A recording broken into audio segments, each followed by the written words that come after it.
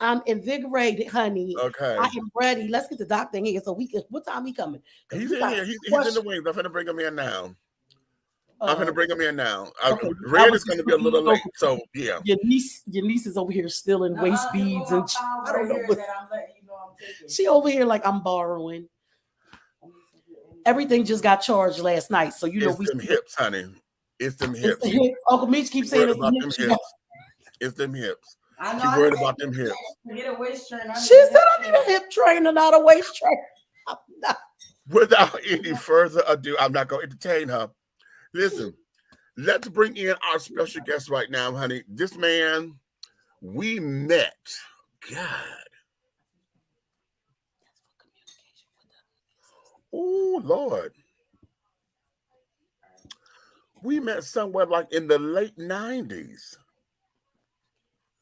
In the late 90s, he came to come and do a seminar for was it no, I just became a part of the Unity Fellowship Church movement, and we were doing a health seminar. He was one of the doctors on panel. So this had to be 97, 98, up in there. Okay, was when we first met. And throughout the years, we've been very cordial. We haven't been able to hang out with each other the way I would like. However, maybe that's the best thing because I would have been trying to hit on them too. I would have been one of them kids I've been talking about.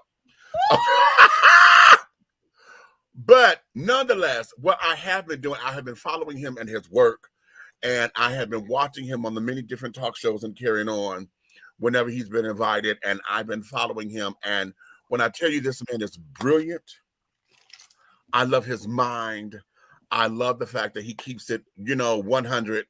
And when I say that, I don't mean just the fact that he talks our language and not trying to be all doctor coded or whatever.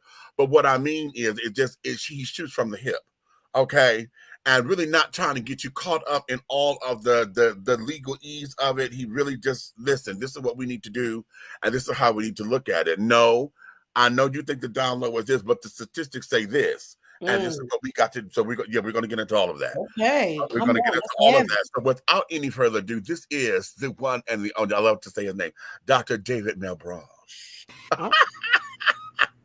What's up, my man? So I'm absolutely mad right now. He does not have to come up in here. I can't live up to that intro. What's going on? Yes, you can. Your credentials say everything, honey. How are you, baby? Hey, mama, what's up? Listen, I just want y'all both to know that I'm mad right now. It's okay, girl. It's okay. But listen, you are a man. I want to say thank you for taking the time for coming on with us and carrying on. Like I was telling the audience when we booked the show, I'm like, okay, yeah. And I keep forgetting to look at my game calendar, right? Because I'm a season ticket holder. And so I try not to miss any other games, and it's a lot to go with it. And it's the G League team. So, and then when I look, I said, oh shit. And the game started at 7. I know that it was going to run right up until 9 o'clock, and I didn't want to race and run. So thank you for being patient with us. Yes. No, I appreciate it because I have to apologize because I got one of your later emails and I thought it was on Google Meet and it ended up being on StreamYard, and I had to go back to an older email because I had signed on a couple minutes before 10. So I apologize that I was late.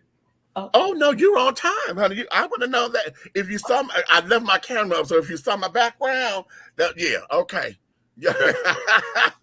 So let's get into this because I'm going to start with the basics because I want folks to understand who you are. So let's start with an introduction and let everybody know your name and exactly what it is that you do and what you specialize in. All right. My name is David Malebranche. I am an internal medicine physician, board certified. I have a master's in public health. I've done a lot of academic work, but my main area of expertise is around sexual health, HIV treatment and prevention, and particularly as it pertains to the diversity of Black communities in this country and soon to be globally. So. Wow. And soon to be globally. Let's expand that for a second, because one of the things that we are learning that across the globe, many of us have become, we're very selfish here because we think that Black folks here in America are, underserviced, under everything. Okay. But what we're learning when we're seeing other countries, particularly, a lot of our British Black Americans and a lot of folks on the mother country, the African diaspora, honey, has just been completely underserved. So with you being able to go globally in that particular perspective, what is it that you think is probably one of our main targets or whatever that we have to hit in order to get the ball rolling?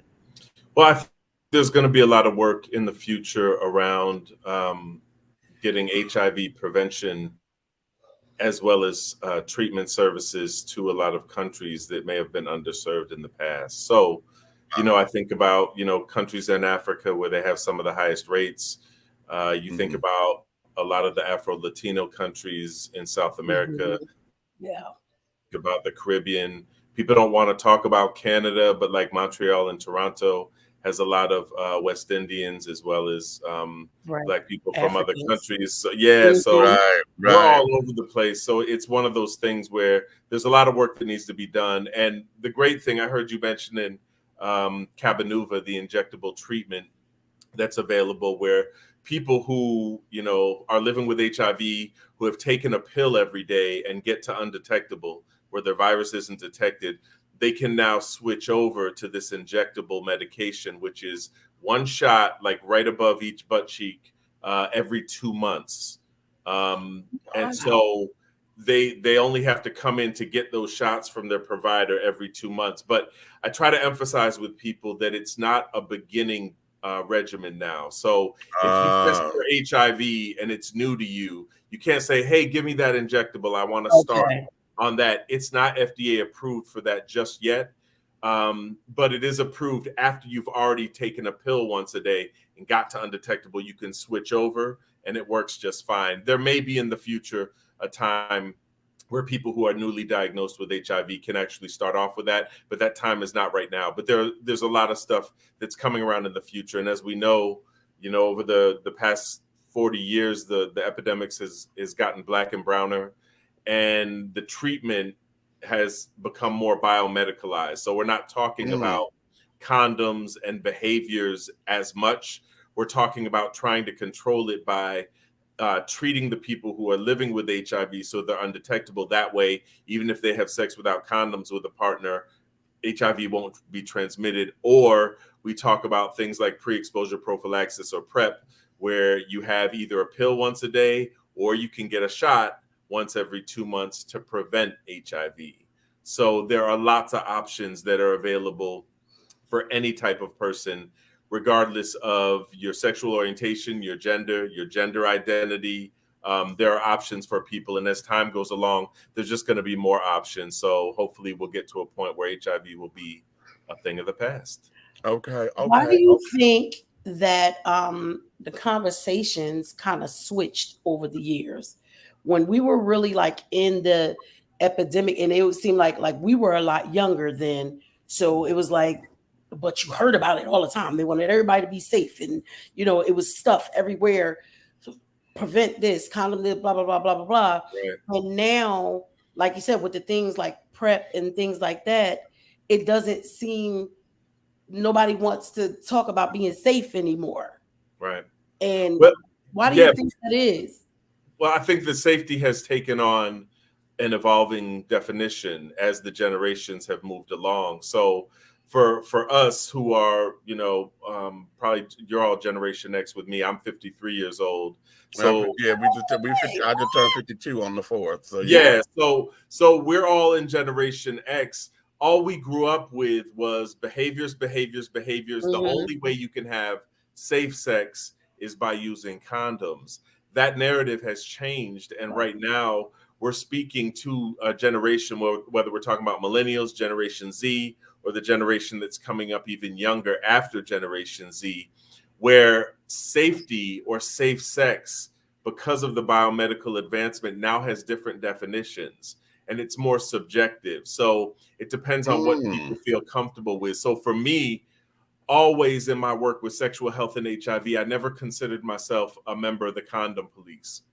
So it was never to me about judgment, stigma, or saying you have to use condoms or else, because I'm a realist. Okay. And I got to be honest with you, is that most of and this is from both a research standpoint as well as just a personal experience of doing this work for 20 years. But the research will show you that regardless of gender, sexual orientation, gender identity, there's usually about 1/3 of all populations that will say they don't use condoms consistently. Mm-hmm. And I think that's actually an underestimate, because when you ask people, they're afraid of being judged by the researchers that are asking the questions. So they'll say, yeah, I use a condom all the time, knowing that they don't. People think and have always thought that condoms suck because it doesn't allow you to get intimate and feel more connected with your sexual partner.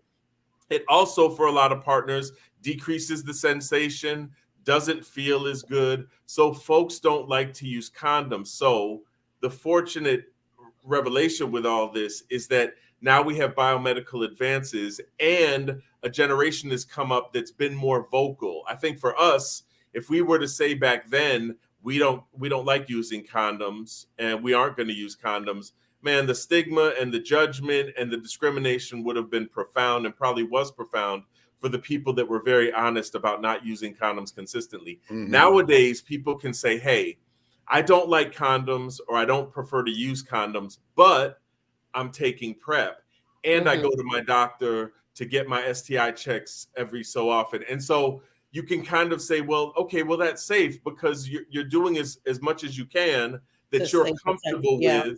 And you're getting checked out to make sure you don't have any STIs that you have to be treated for. So in that definition, safety goes beyond just the kind of where we used to talk about just using condoms and pushing people on condoms. I think now people feel more empowered to say, I don't like using condoms, but here are the other things that I do to protect myself and my partners from HIV and other STIs. And I think that's one of those things. My job as provider is not to be Judge Judy.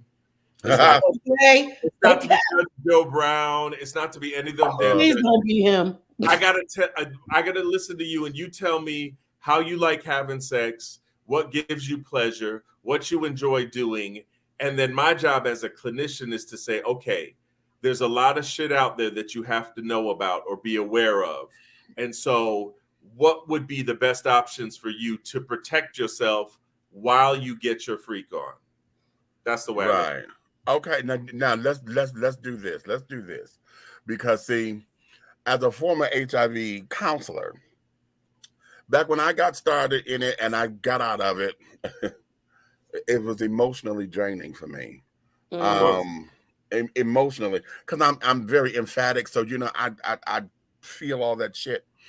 I'm from the generation of where we had to do risk reduction.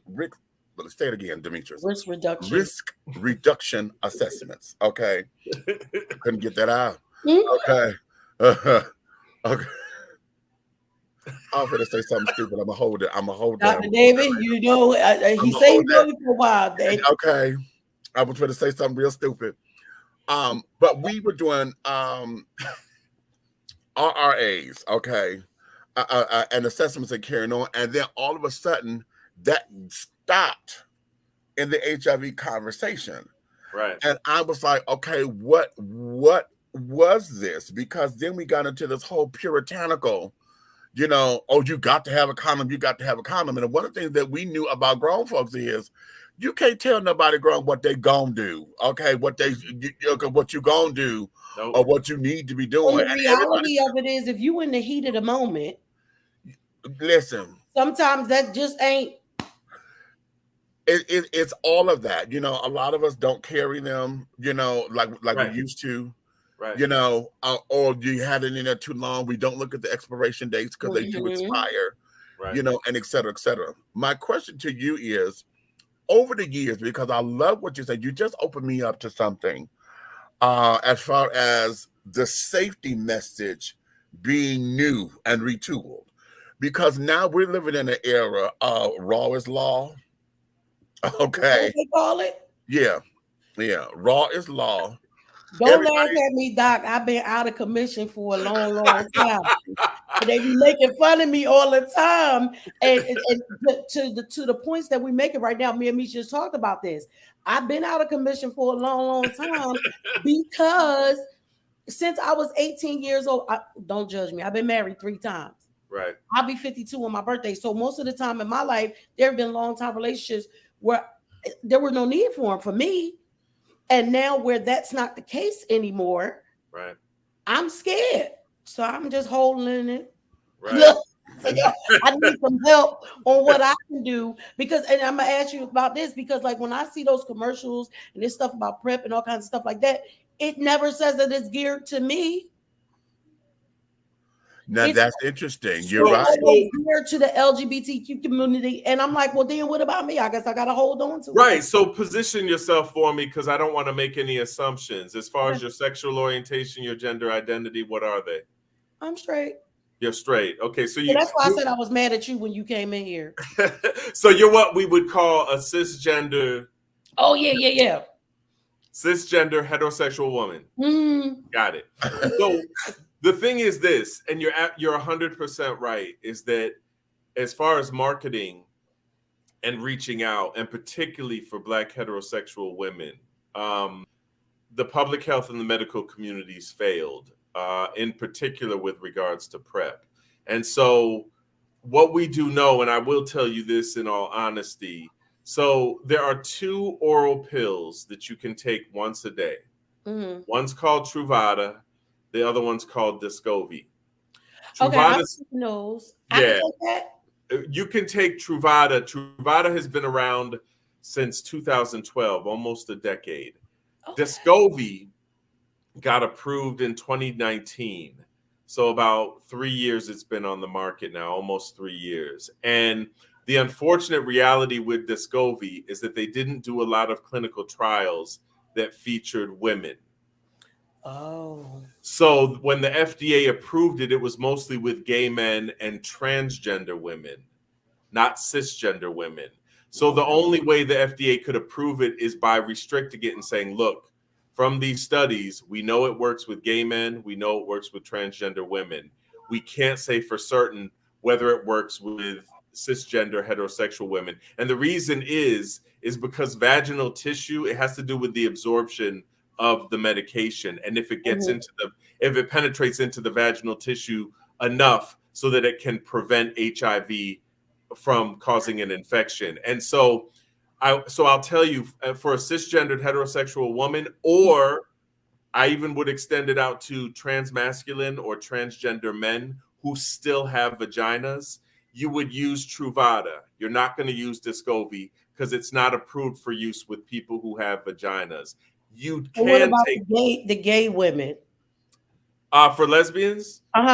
Yeah, so same thing with vaginal tissue. It would be Truvada.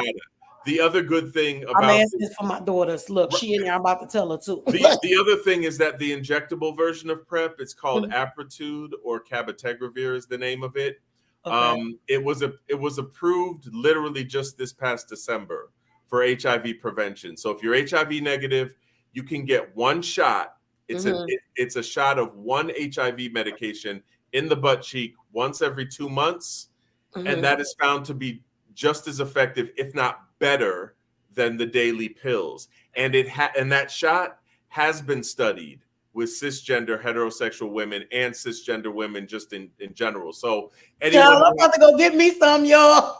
Yeah, so persons who have vaginas, whether they be cisgender women or transmasculine or trans men, whoever has a vagina can use either Truvada for pre-exposure prophylaxis or the new injection called Apretude or cabotegravir. So those are your 2 options. Do not use Descovy because it hasn't been proven yet. So they can't say for certain 100% that it's going to prevent HIV. We assume that it'll be just as good, but because the trials aren't there, we don't want to say anything definitive. Okay. That makes sense? It makes perfect sense. Now, let's go here because I need to get y'all. Where's the men's at? I need to get your take on this because I'm one of them ones, honey. I am like, I hear all of this, child, but this still has not given my soul that 100% peace. You know, I'm like 99 and a half just won't do. And so this is why I have not gone into that particular route, of prep yet, Right. because this is one of the biggest reasons why. In the beginning, when it was first hitting everything, baby, everything, every fucking where. Mm-hmm. You need to get on prep. You need to get on prep. Remember how the message of condoms was? I know. Mm-hmm. That was the message of prep. I get it. Okay. Except for with women, they weren't pushing it. Yeah, and that was my thing. I was like, I would see it all the time. And I was like, what we got? that's why women thought I have sisters that I've taken care of who are living with HIV and got it within the past 10 years and said, shit, if I had known that PrEP was for women too, I would have taken it back then. And they feel kind of ripped off, Yeah, and a little bit pissed off about that. So I just wanted to acknowledge that. But you're right, Demetrius. It was literally like all they were pushing. It was like condoms. Yeah, you need this, you need this, you need this. And my whole, especially when everybody was giving it away for free. Oh my God. And it just became this, and everything in my soul, I was like, no, somebody is paying for this somewhere. Mm-hmm. Because once you get on it, there's a regimen that has to be done with this. So somebody got to pay for this on the back end, or this is the trick. And I always felt like it was just like a dope dealer pushing some shit on me. That first hit is free. Everything else is going to have to cost you. In the beginning of all of this, I was like, no, I got a good sister friend of mine, honey, was like, we interviewed my baby, honey, worked for the health department. And he was like, listen, I understand and this, that, and other, but the science is this and the science is this and the science is this. I said, I understand the science, JS, honey, but the way how everybody keep pushing this message, it is not sitting well in my soul, honey. Something just, it ain't 100% with me. So now for those who are like me, what is your message there? Because like my whole idea for risk assessment, I know, well, I'm over 50 now, so I'm not the whore that I was back in my 20s and 30s. Okay. But then lies you tell. Look, are you sure? No, but on the seriousness, oh, wait a minute, because see, no, I have to say yes, because the hoe that I am today, honey, oh my God, she tame. Yeah. She is real tame. Oh, she is real tame. I be over there. I be looking. I be like, who over there? Where you at? But I have to say this though, and that sex is my addiction. Right. Oh yeah. Okay. So a lot of me in my early 20s and 30s and carrying on, a lot of that was acting out.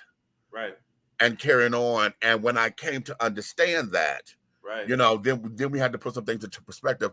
And then I had to learn how to have sex healthily, and in a healthy way. And then understand, no, I'm one who likes the group thing. I'm one who likes to go to sex parties. Right.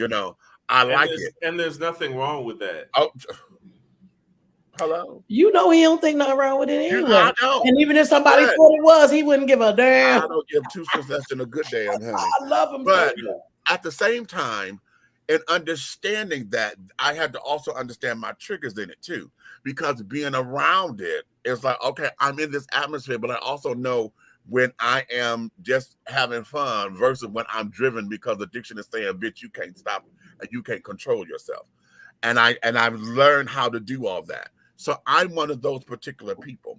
My question to you, because I know this is rambling, my question to you is, as a physician and coming up with clients such as myself, what is it when we come to risk assessments and understanding how is it, what's going to work for you? How is this, what is it that you do with clients like me? Right. So, if you were to come into my office, I would ask kind of what you're comfortable with. I would go over all the behaviors that you do, whether you're sucking dick, whether you're eating ass, what you're doing, whether you like to get screwed or whether you like screwing other people, like condoms, everything. I would go over all that stuff, fine tune like exactly what behaviors you're engaging in, and then talk about what options based on that would probably be best for you and what you would feel most comfortable with. And then we would have to go through that together to figure out what would be best for you and your lifestyle. Now, what I will tell you is this: PrEP, a lot of the clinical trials, it's effective in reducing the likelihood of catching HIV anywhere from like 90% all the way up to 100%, depending on what study you look at. But just be clear that you're not crazy to have a little bit of skepticism to be like, this probably isn't 100%. A lot of the studies that have evaluated PrEP have found that it's not 100%, but it is in the 90s to high 90s. So that should be pretty reassuring. And instead of focusing on, well, oh my God, there was one person that once got HIV while they were on PrEP, think about the hundreds of thousands who haven't gotten it. Right. That's not how the media works. The media works on the one negative story rather than focusing on the positive story. So that's the first thing I would tell you, is that, you know, your skepticism or caution is warranted, because that's on you. That's your personal freedom in like what behavior you're comfortable with. The second thing is that it would be, like I just said, what your option is. So it would be just about what is going to be best for you. And now that we have 2 pills that are available and an injectable, we would sit down and talk about, okay, what options are going to be best for you? And they've actually changed some of the guidelines recently for PrEP with regards to how often you have to come into the clinic for a follow-up to check your kidneys, because the one pretty rare side effect that we see with PrEP, at least Truvada, is that it can irritate the kidneys. But even that is not that common. That, I can tell you, probably in the 10 years that I've been prescribing Truvada, I can count on one hand the number of people that I've had to stop because they've had some problems with their kidneys. But they've relaxed a little bit of, how soon you have to follow up. So that's point number 2. But you can do it the way you want to do it. You just have to work with your provider about it. The third point is that you mentioned a common concern for people, which is about cost. So it's like, oh shit, I heard these HIV medications cost a ridiculous amount of money. And a lot of times they do. But Truvada is now generic. Really? So, yes. So the insurance pay for it? Insurance will I didn't know that. Insurance will pay for it. The other part of that, so Descovy and the new one, Apretude, or it's also called cabotegravir, those 2 are not generic. Okay. So those 2 will still be at high price. But if you have insurance, your copay could be anything from $0 to like maybe $50 a month to get those done. So that's one thing. Truvada, however, is generic. So it could be potentially a lot less. Or if you don't have insurance, it's not going to cost a lot. Now, here's the other thing with that you need to know. There's an organization called the United States Preventive Services Task Force. Sorry. And they're a preventive task force that actually puts on a grade scale different kind of preventive health measures. So, for instance, they make recommendations about how often women need to get mammographies, how often individuals need to get screened for lung cancer, colon cancer, flu shots, other vaccinations. They did research they looked at all the studies on PrEP, and they gave it an A rating, a grade of an A, which means that the studies conclusively say that this is a preventive health service that, people should be offered. And because they give it an A rating, and this is something that President Biden had to put into law back in October, when the U.S. Services Preventive Service Task Force, when they actually give it an A, that means that insurance companies, private insurance, have to cover the cost of that prevention tool. And then for PrEP, they have to cover all the follow-up visits and the follow-up labs. Oh, really? That's good. Come out of your pocket. That's real good. Where does it may the get shots work the same way, doctor? Does what? The shots. Will the shots work the same? Yeah, the shot. Well, they'll have to update it because they'll have to review the data, and the shots just got approved in December. So I don't think the Prevention Service Task Force has actually reviewed all the data to make a conclusive recommendation just yet. Okay. But for oral PrEP, they have, and so you shouldn't have to pay for a lot of these lab tests. Now, that was made conclusively that private insurers do have to pay for all that back in the fall.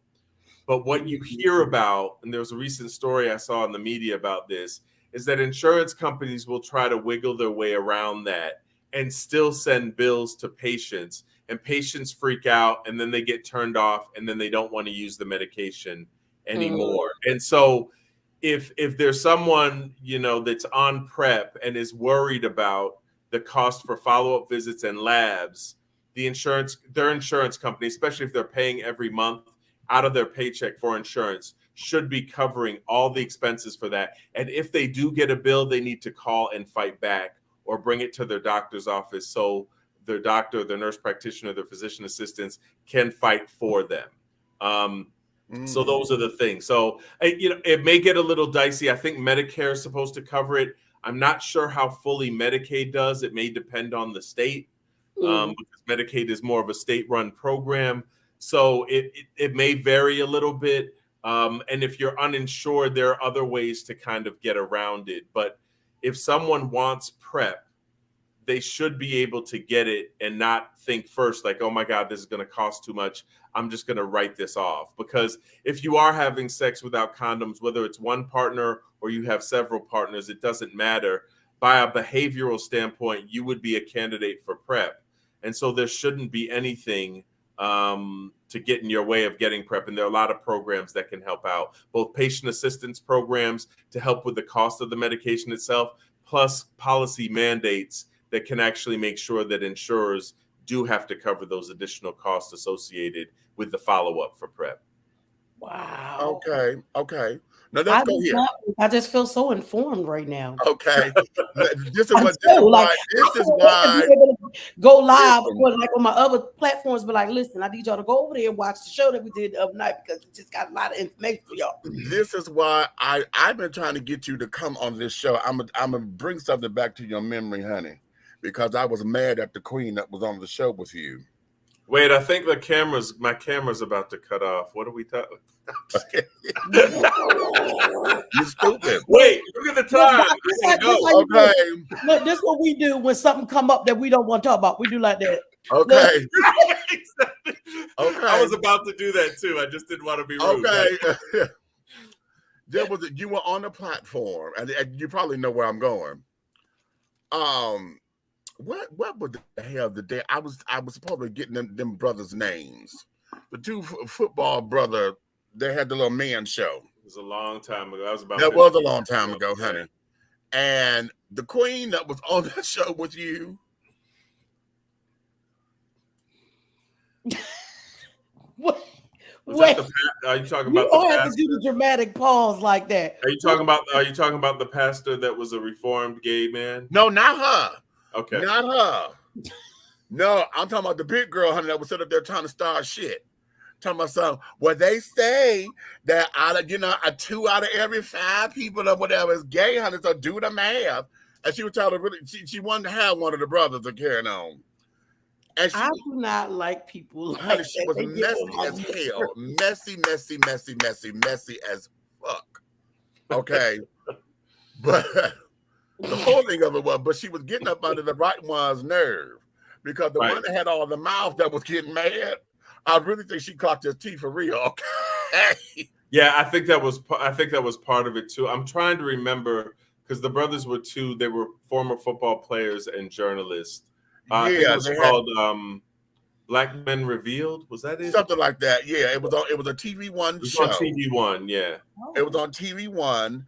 And it was a new concept, with them having, it was supposed to be an all-black man show and blah, blah, blah, blah, blah, and carrying on. And I bring you to that. I bring that to your memory because at that particular time, like I said, Miss Thing was being messy. The one reformed child, honey, was sitting up there and was sounding as confused as he was trying to say he was delivered and reformed and things. And really didn't know how to answer the question. He didn't like men. No, he didn't go that far. He was just saying, because of his Christian faith and character.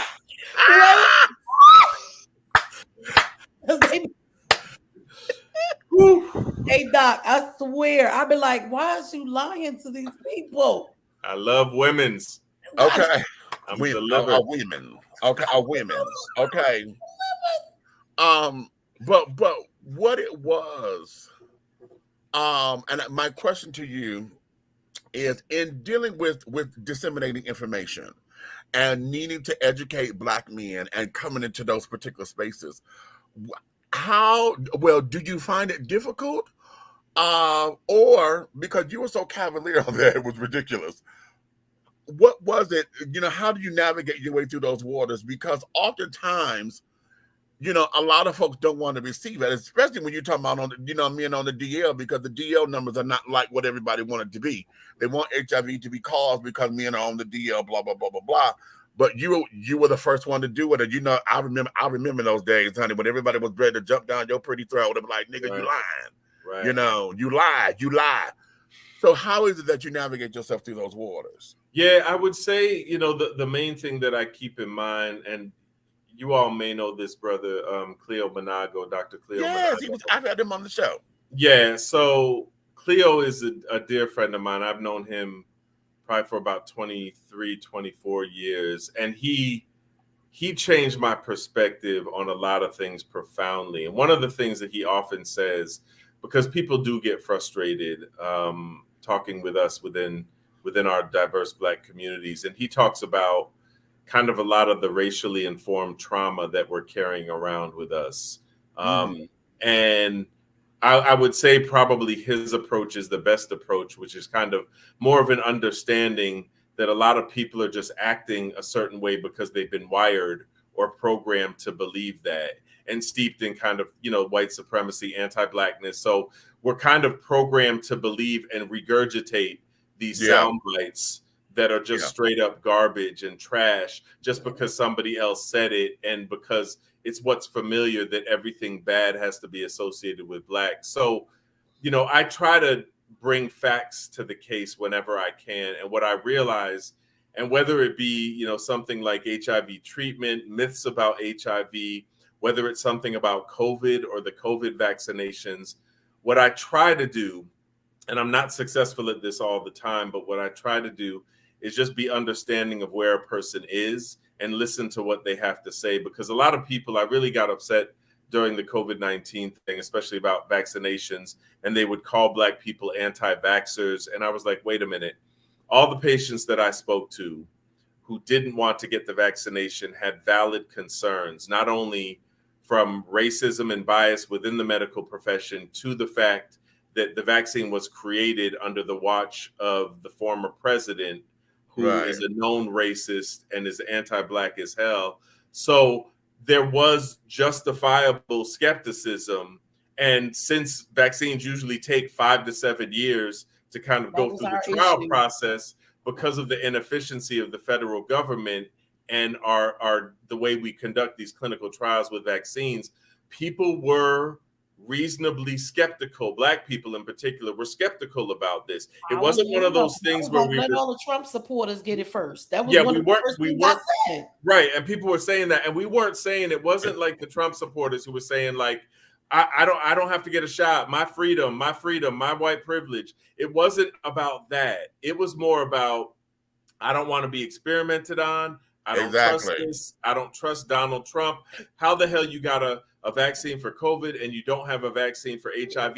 All of which are legitimate questions. The cancer.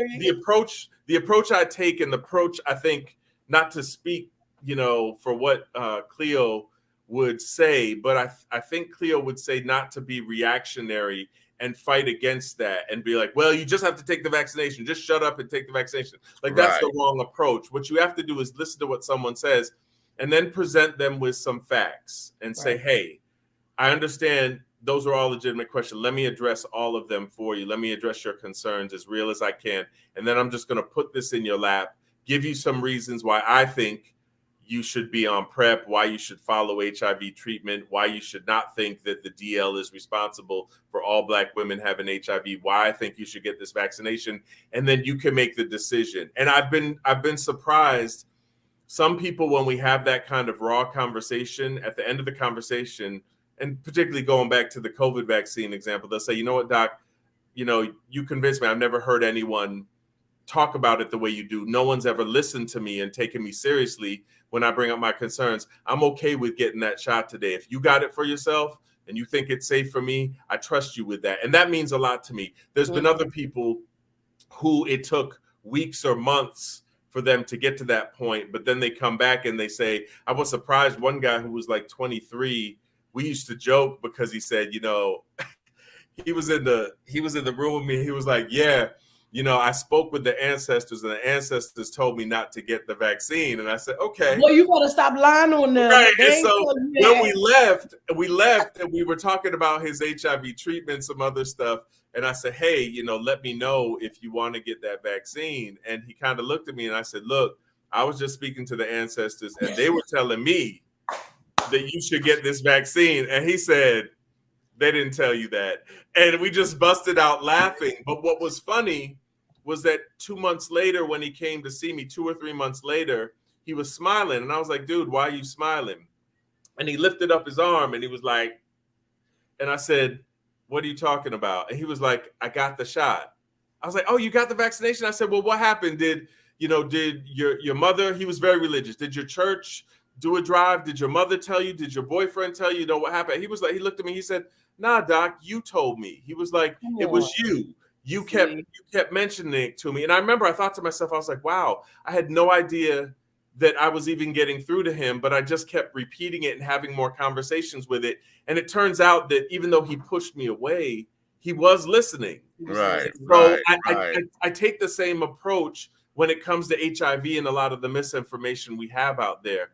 What we have to do is arm people with education, because the loudest voices in the room are often the ones that are the most ignorant, and they will scream at the top of their lungs, and people will think that this is something that that is truth just because somebody's screaming it at the top of their lungs, and it's not the truth. And so what we have to do is be more proactive as medical professionals, as public health officials, as you all are doing with the media, and provide platforms that are proactive, exactly, not reactive, and say, well, okay, we're here to give you all information, not to say, oh, well, so-and-so said this, let's dispel that. Let's just start putting out facts and let's just put out the real stuff. Because I guarantee you, the folks that are peddling misinformation, they don't get tired. They are never exhausted. No. They work 24/7 to disarm people, to misinform them, and to peddle all kinds of bullshit and conspiracy theories. And we have to be just as dedicated to giving people the facts and the science.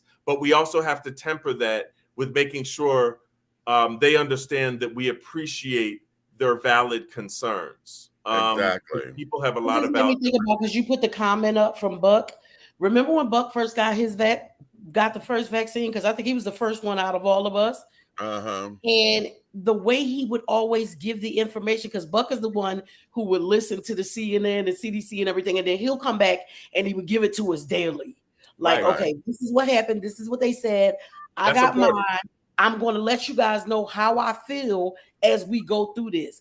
Because he was like, I'm not pressuring anybody to get it or to not get it, but I'm going to let you know what's happening with me. That's great. Like, because I was one of the people who felt like, okay, when things start opening up a little bit, I fly a lot.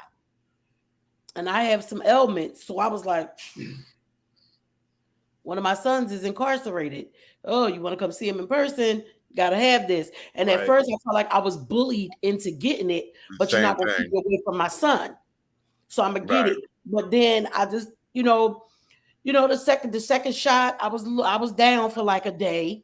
I was a little mad. I was like, I better not get sick. I promise you, if I get sick, all hell gonna break loose. But the day went by. Yeah, the second one was when we had like a day or two, right, Meach? Was that? Yeah. It was the second one. Yeah, because for both of us, because he got a second one before I did.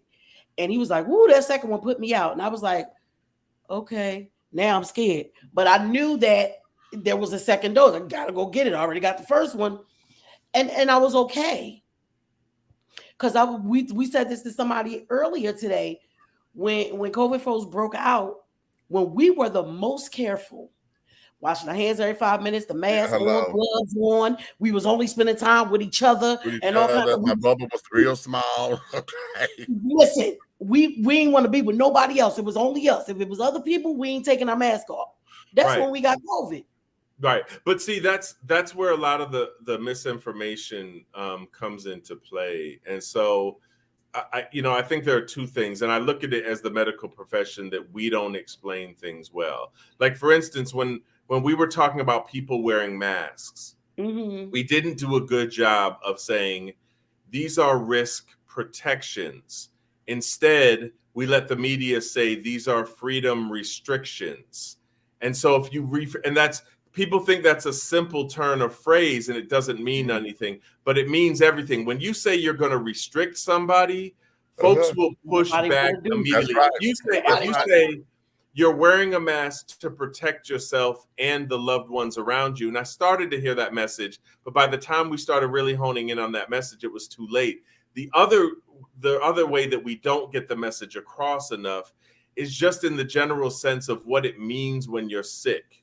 And what sick actually means. And, we've heard this with the flu shot a lot in the past. Right. I ain't going to get that flu shot because that time I got that flu shot, I got the flu. And it was like, no, you have to really understand. And one of the silver linings of COVID is that it forced us to really explain the concept of what a vaccination is and what it does. And remember, the very basic of this from a medical perspective is that when you get a cold, when you get the flu, when you get COVID, it's not any one of those viruses or bacteria that are causing your symptoms.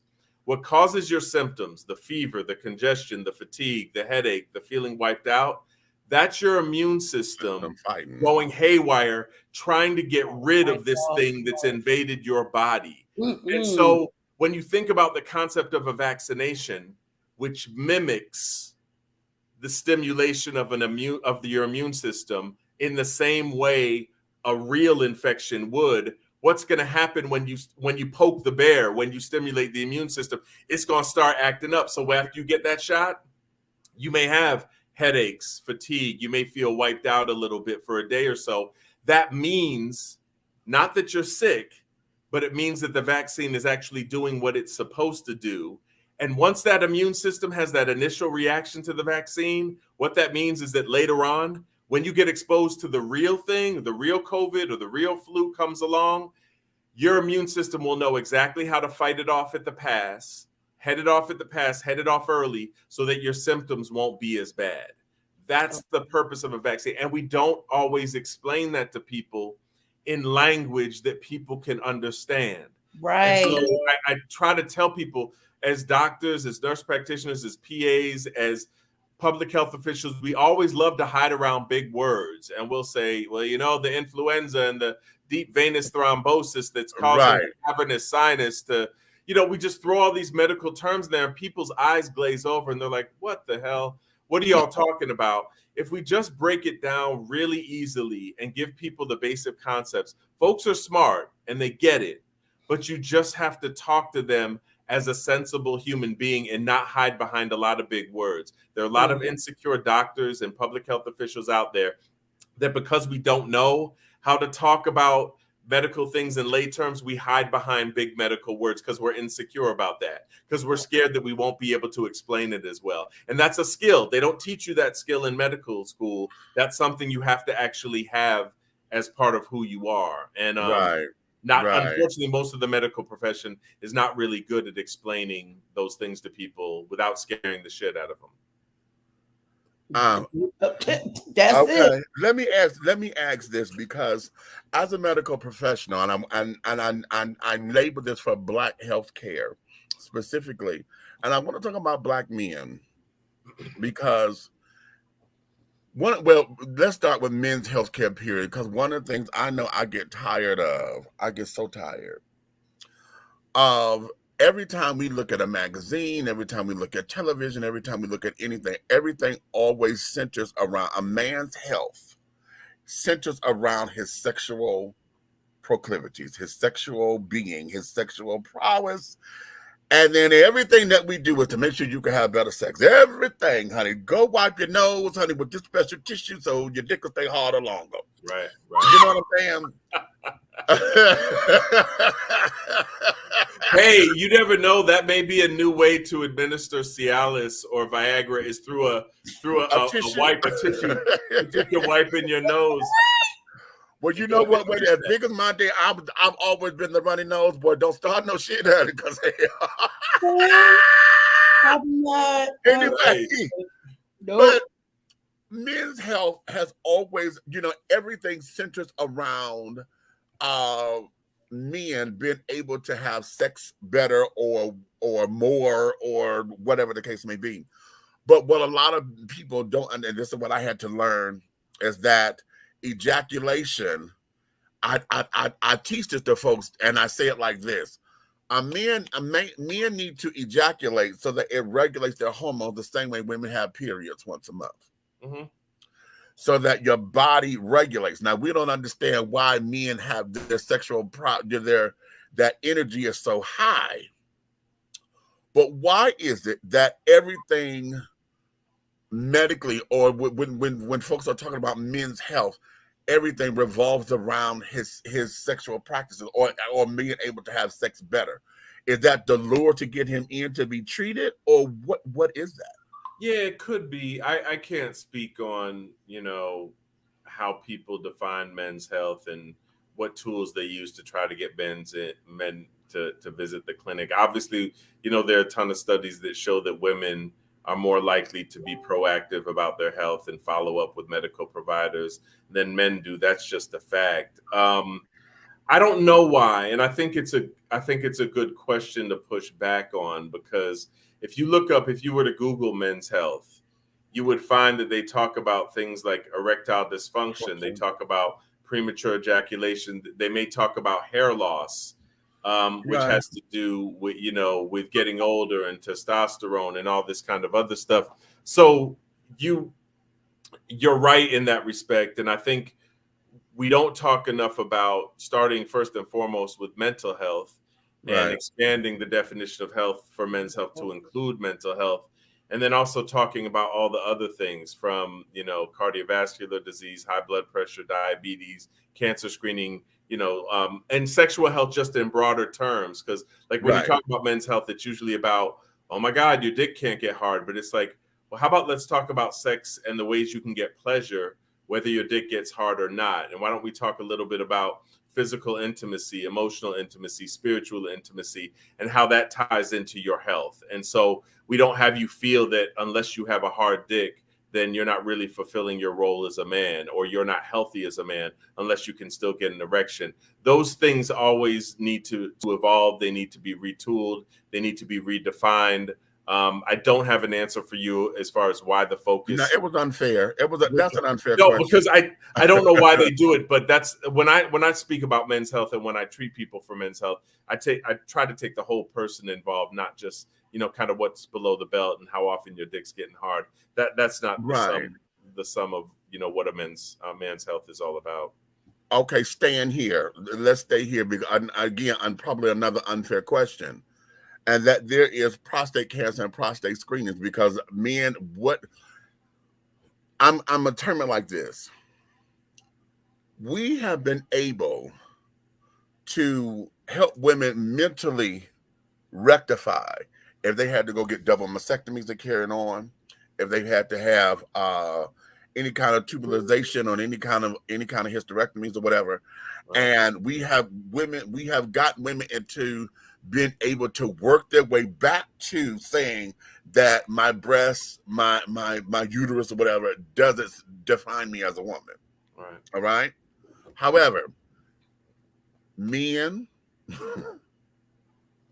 have a hard time with this goddamn finger test, okay, and things of that nature, because it takes away from their masculinity. It means something that is not, and it's only if it's 30 seconds, child. I laugh at mine all the time. Okay, since I've had to start taking prostate, I laugh because, child, it's over before I even notice it.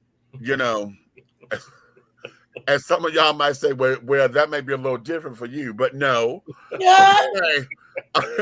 Or they may say you've had bigger than a finger. Come on now. Right.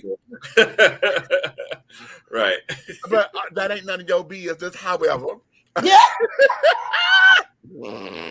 Anyway, but the thing of it is, He done fell right in. Yeah, he fell right in with this, honey. Baby, yes, that button is used so often around here. okay, You have no idea. but have it. Well, I know we haven't, but has there been any kind of discussion, or have you participated in any kind of discussions where we can get that to be an upfront discussion? Kind of like what we said about condoms. We started saying, you know what, I don't like that shit, you know, blah, blah, blah, blah, blah. Let's start there and be honest about it, and then work our way into why it's necessary. This is treatment. Well, have we had these kind of discussions? Yeah, not to the extent that we need to. And also kind of the problem is just stepping back is that what they call the medical term for that finger test is what's called a digital rectal exam, or a DRE. That's the acronym for it. Dre. Exactly. Did you get your Dre yet? That's actually probably would be a good public health message to use something like that, to be honest. But what we found is that as a screening test, you put you put your finger in the rectum because the prostate is right under here. So if you go into the rectum and you feel like that, you can actually feel whether there are lumps or bumps on the prostate. The problem is it's what we call operator dependent. So it's dependent on how skilled the person is that's doing the feeling of the prostate.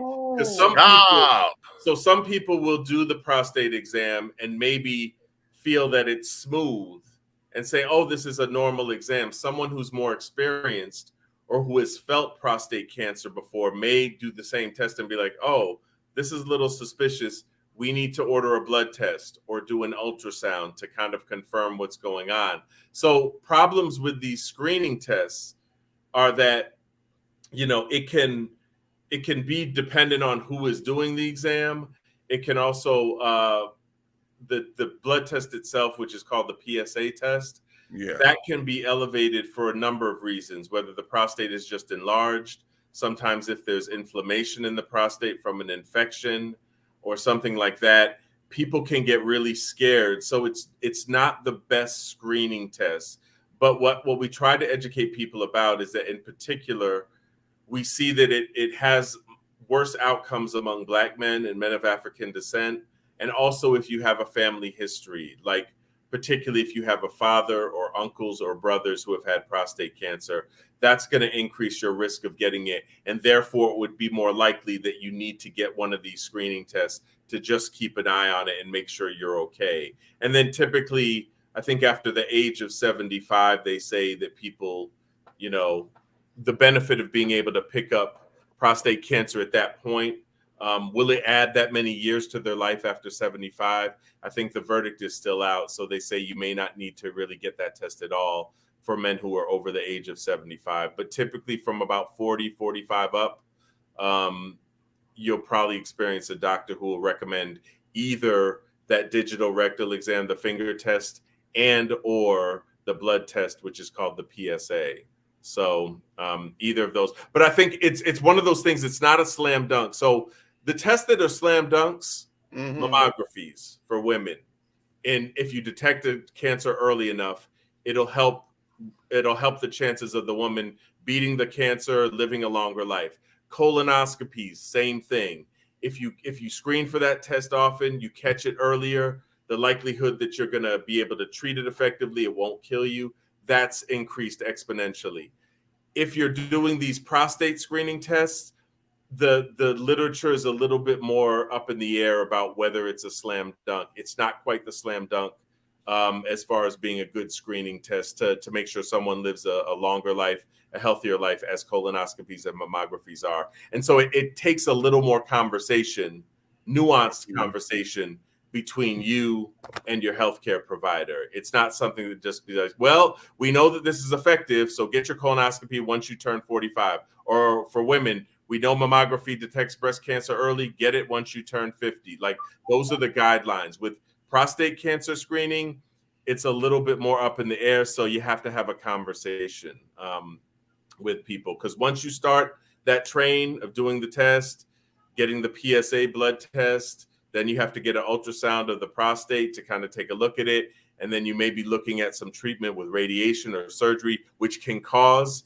erectile dysfunction or problems with bladder incontinence. So you want to make sure the patient you're talking to is ready to go down that road if something is abnormal, and if it's worth it doing that, given the risk for prostate cancer. So it's a lot. It's a lot. It's not cut and dry. It's more areas of gray with prostate cancer screening. It's not as black and white as colon cancer screening with colonoscopy or breast cancer screening with mammographies. All right, let's go here because ED done came up many times in this particular conversation. And I want to go there because with everything, I've every time I go get an HIV test, because I've been doing it every 6 months since I was 16. I told you I was a real hoe back in the day. Okay. So and I still get those tests every 6 months, and then like when I'm going away, like we got Big Boy Pride coming up, so I'm on my way there. So I know I'm going to take the test before I leave, and then when I come back, you get back, right? Okay, 25 days after I get back, just to make naked. sure. Okay, you heard me, Meach. Huh? You get down there, just be ass naked. Oh yeah.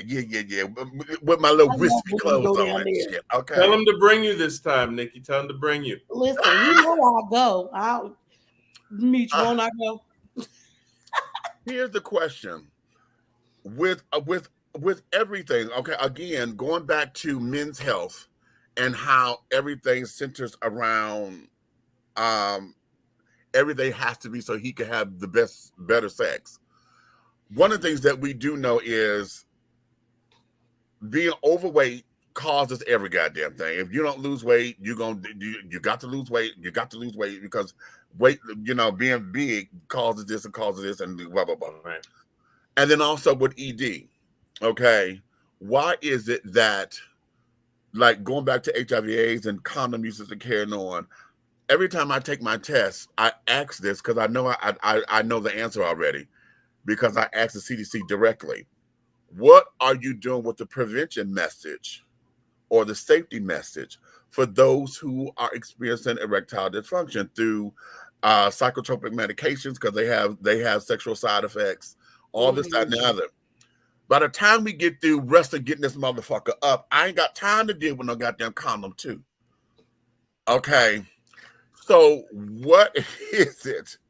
Why is it that those two things are what they are in men's health? Because everything about a man, honey, about his, they talk about weight as if it is the cause of it. And I know it's not the cause. Most of the time it exacerbates it, but it's not necessarily the cause, in my opinion.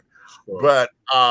But everything, because when big men go, everything is all about this goddamn weight and things. And then of course, with AIDS and other STIs, we don't talk about the ED portion of all this when we talk about prevention, when we talk about health care, as far as as risk reduction and carrying on.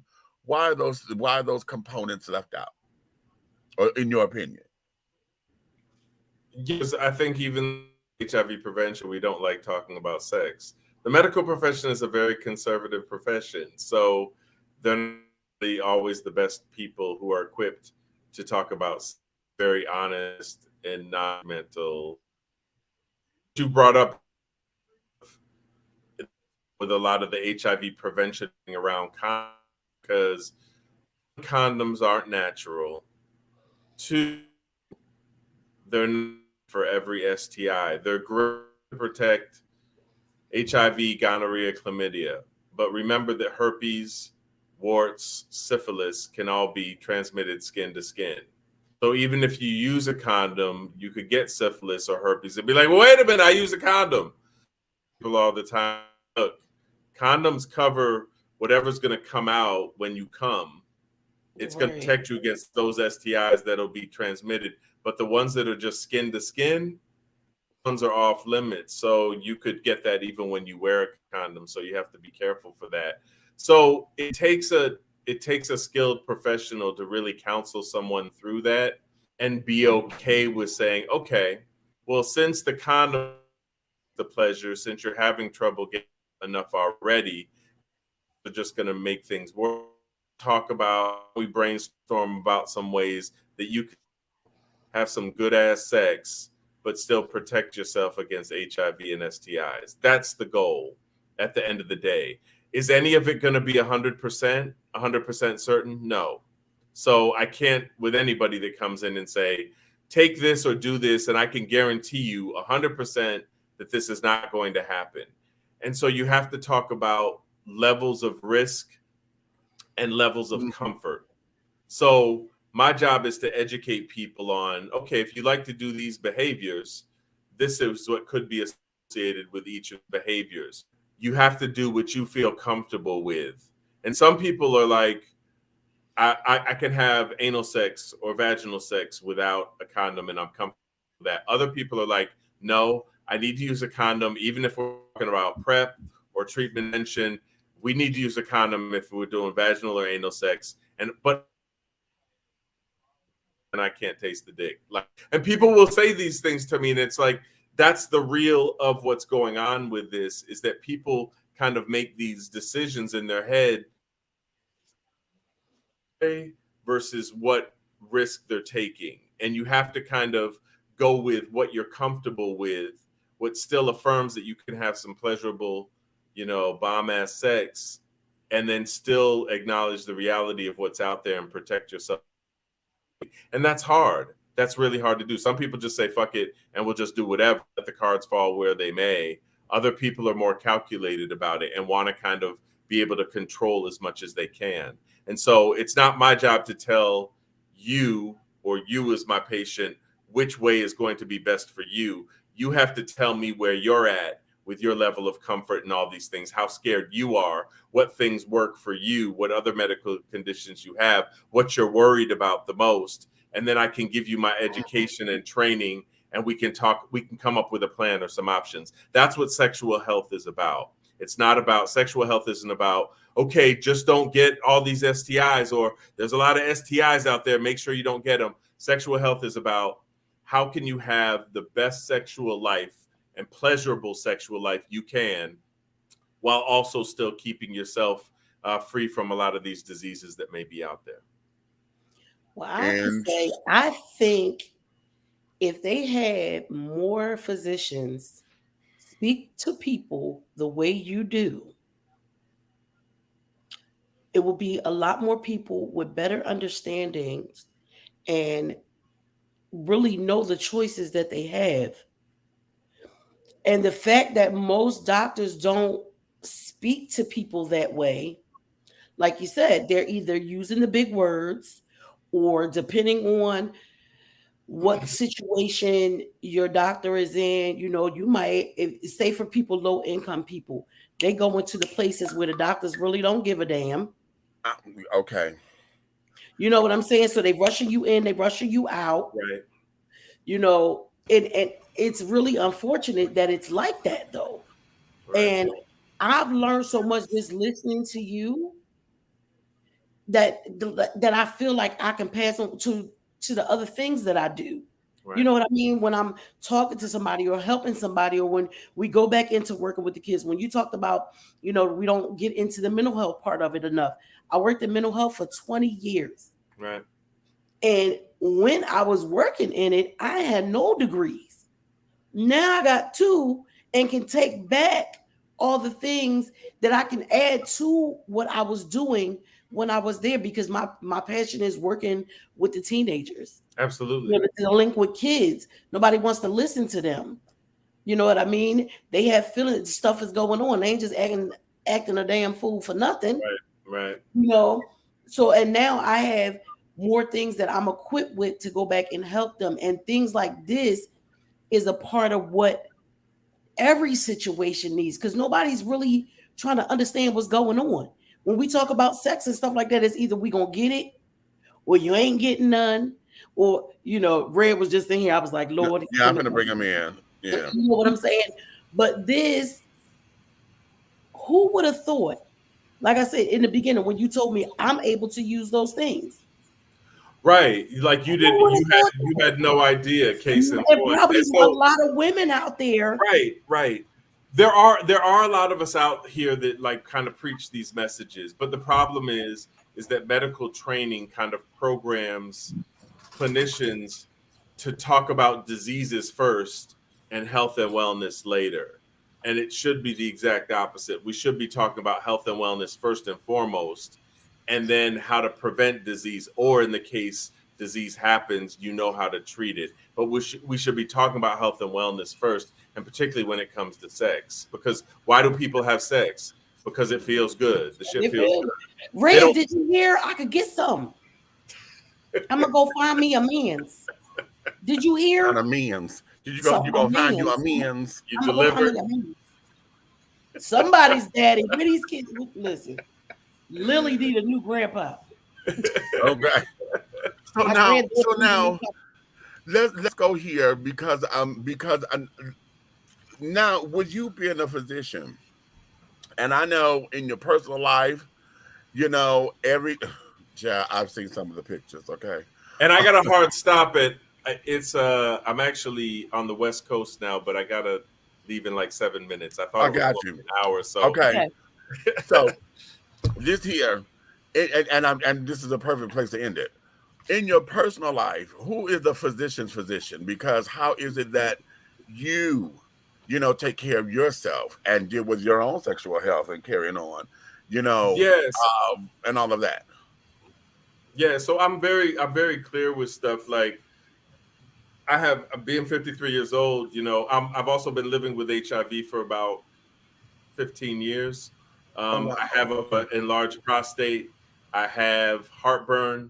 I have sleep apnea. I had a herniated disc that I had to get Come on, that all I in the had to get 50s. surgery on about 10 years ago. So there's a lot of stuff that I deal with as a patient, and I had a good primary care doctor for a long period of time.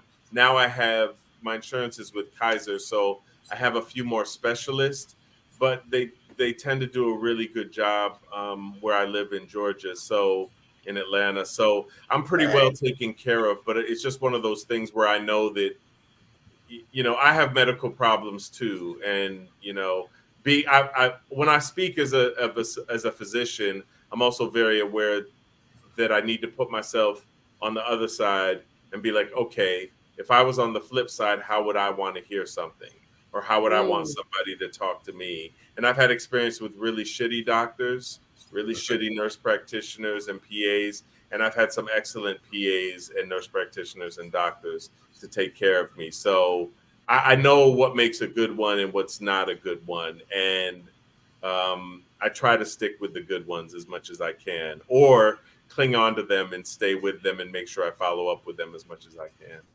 All Okay. right. Well, darling, I'm going to let you get back into your world. Okay. I'm so and, so and I all don't of us, like the tone of that. I don't like the tone of that. What are you trying to say? I'm Oh. gonna let you. I'm gonna let you have your personal business. I'm gonna let you keep your personal business. Now we were talking professionally. But all of us are here in Atlanta, so darling, we're due to sit down and to do a face to face. Yeah, we Soon. need to meet up. That would be Yeah. a beautiful Okay. thing. We should do Come that. on over to So the car yeah. club. You So want to come with to the car? this, You want to come into the car club with us? Come oh, on. okay, the car club and come to the game. Okay.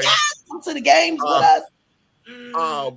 but I really wanted to make sure that we had this time so that folks can really understand, what is going on and why Black healthcare is paramount.